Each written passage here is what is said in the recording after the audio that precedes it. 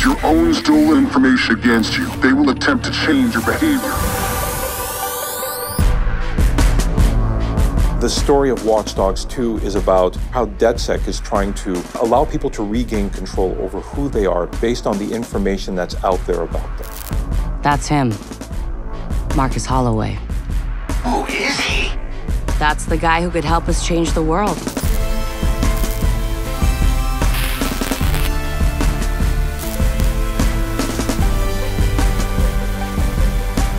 Watch Dogs 2 is about a hacker named Marcus Holloway. He's a very gifted and smart young man who ends up by getting profiled and accused of a crime he didn't commit.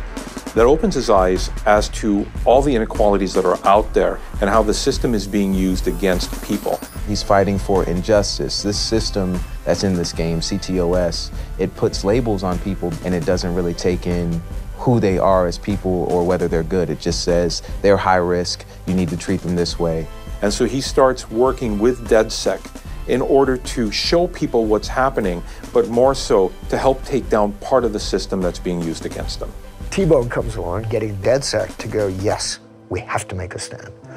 We have to be the good guys. Nice hat. Nice mask. They are the David against the Goliaths, but they have something special that David didn't have. Like, they don't have a sword, they have the entire internet. The Goliath is all forms of establishment. So big corporations, some people in those corporations trying to use technology for power, for money, for control, and also the government is part of the establishment. So various corrupted people inside of those factions that you're trying to fight against. You're gonna be dealing against rival hacker groups. We're gonna be dealing with corporations trying to get power, manipulating politicians, trying to get money. Basically trying to know more about you than you know about yourself so they can predict your next move. One of the challenges you're going to be facing is to figure out, is there a link between all those people? Is it just random abuse of technology or is there someone with an agenda? And that's what you have to figure out as you unveil that corruption in the establishment. In Watch Dogs 1, we explored surveillance a lot.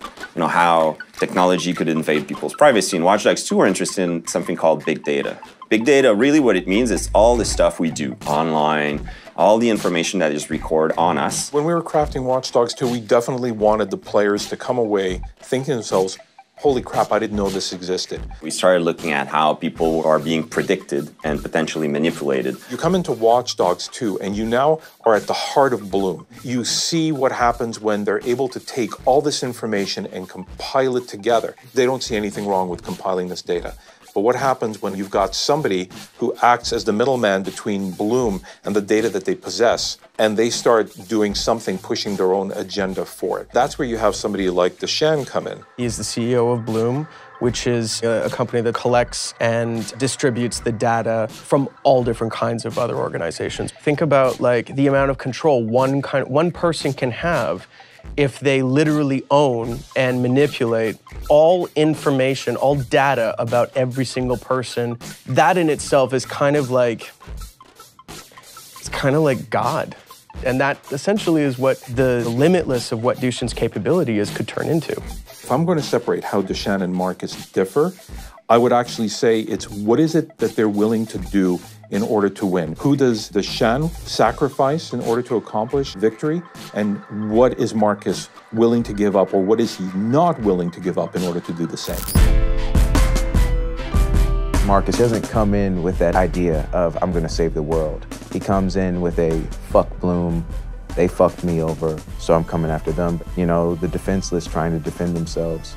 We are the ones that can step up and defend for them. We've all been broken down into our most core components as far as information is concerned. We have no control over it whatsoever. We have no say over who uses it. We have no say how it's used against us. If there's no way that the people can know what's happening, then things like this happen. Hackers step up and figure out the truth, and then they divulge the truth to the masses. All that data at Bloom's fingertips, that's like the world's most powerful monopoly. This is systemic injustice at its highest level. Let's show them what going to war with us really means. It's up to you to decide what side you're on or what's right and what's wrong. But at the end of the day, this story is exactly what is happening today. Namaste.